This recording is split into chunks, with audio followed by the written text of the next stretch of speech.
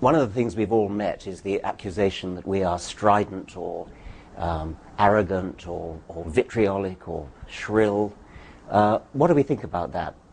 Yeah, well, I'm amused by it because I went out of my way in my book to address reasonable religious people, and I flew the draft with groups of students who were deeply religious. And indeed, the first draft incurred some real anguish, and so I made adjustments and made adjustments, and it didn't do any good in the end because I still got hammered for being rude and aggressive. And I came to realize that it's a no-win situation. It's a mug's game.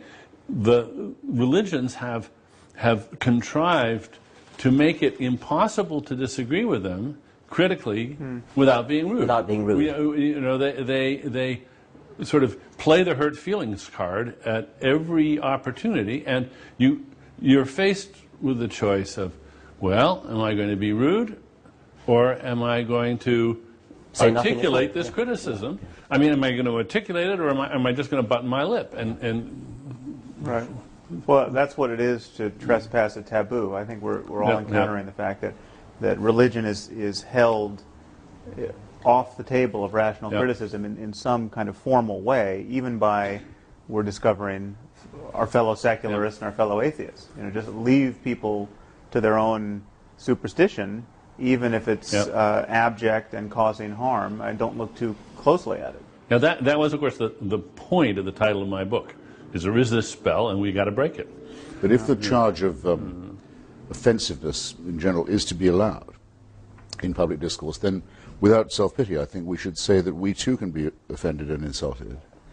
I mean, I'm not just in disagreement when someone like Tariq Ramadan, accepted now at the high tables of Oxford University as a spokesman, says the most he'll demand when it comes to the stoning of women is a moratorium on it. I find that profoundly much more than annoying. Right. Yeah. Insulting, not only insulting, but actually threatening. But you're not offended. This is you don't take any. I don't see you taking things personally. You're alarmed by the liabilities of certain ways of thinking, as in Ramadan's case. But he would say, or people like him would say, that if I doubt the historicity of the Prophet Muhammad, I've injured them in their deepest feelings. Right. Well, I am in fact. I think all people ought to be offended, at least in their deepest integrity, by, say, the religious proposition that without a supernatural celestial dictatorship, we wouldn't know right from wrong.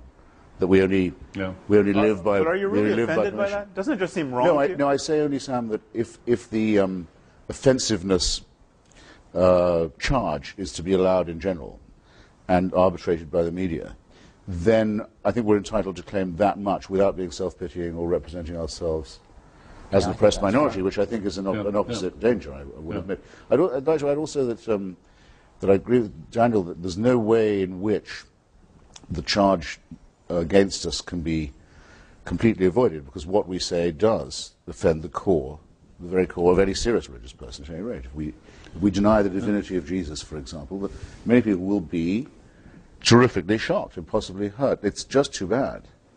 I'm fascinated by the contrast between the amount of offence that's taken by religion and the amount of offence that people take against really anything else, like your artistic taste, your taste in music, your taste in art, your politics. You can be not exactly as rude as you like, but you can be far, far more rude about such things. And I'd quite like to try to quantify that, to actually do research about it, actually test people with statements about their favourite football team or their favourite piece of music or something, and see how far you can go before they take offence, compared to, is there anything else, apart from, say, how ugly your face is, that gives such... Or your husband's or wife's or girlfriend's or partner's face. Yes. Well, it's interesting you say that, because I regularly debate with the terrible man called John Donahue of the Catholic Defence League, and he actually is righteously upset by certain trends in modern art, which tend to draw attention to themselves by blasphemy. Well, for example, Serrano's Piss Christ, or the elephant down on the Virgin, and so on. And indeed, I think it's quite important that we share with Sophocles and other pre-monotheists a revulsion to desecration or to profanity. That we don't want to see churches desecrated or no, indeed not. religious icons trashed and so forth. Yes. we share an admiration for at least some of the aesthetic achievements of religion. Right. I think this whole notion of I think our criticism is actually more barbed than that, in the sense that we are offending people, but we're also telling them that they're wrong to be offended. I mean, physicists aren't offended when their view of physics is disproved or challenged. I mean, this is just not the way rational minds operate when they're really trying to get at what's true in the world. And religions purport to be representing reality, and yet there's this peevish and tribal and ultimately dangerous reflexive response to having these ideas challenged. I think we're pointing to the total liability of that. Well, and two, there's no polite way to say to somebody, you've wasted your life. Do you realize you've wasted your life? Do you realize that you've just devoted all your efforts and all your goods to a glorification of something which is just a myth? Or have you ever considered even if you say, have you even considered the possibility that maybe you've wasted your life on this?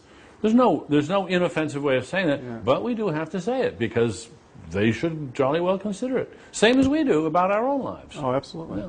Yes. Dan Barker's making a collection of clergymen who've lost their faith, but don't dare say so because it's their only living. It's the only thing they know what to do. I've heard from one of them, at least. Have you? Yeah. Yes. I used to have this when I was younger in arguments with the members of the Communist Party. They sort of knew that it was all up with the Soviet Union. Many of them had suffered a lot and sacrificed a great deal and struggled, manfully to keep what they thought was the great ideal alive. Their mainspring had broken, but they couldn't give it up because it would involve a similar concession. Right. But that certainly, if anyone said to me, how could you say that to them about the Soviet Union? Didn't you know you were going to really make them cry and hurt their feelings? I said, don't be ridiculous. Don't be absurd. But it's I find it, in many cases, almost an exactly analogous argument. When people tell me I'm being rude and vicious and terribly aggressive in a way that I should, I say, if I were saying these things about the pharmaceutical industry or the oil interests, would it be rude? Would it be off limits? No. Of course it wouldn't. Right. Well, I want religion to be treated just the way we treat the pharmaceuticals and the oil industry. I'm not against pharmaceutical companies. I'm against some of the things they do, but I just want to put religions on the same page with them. Including denying them tax exemption.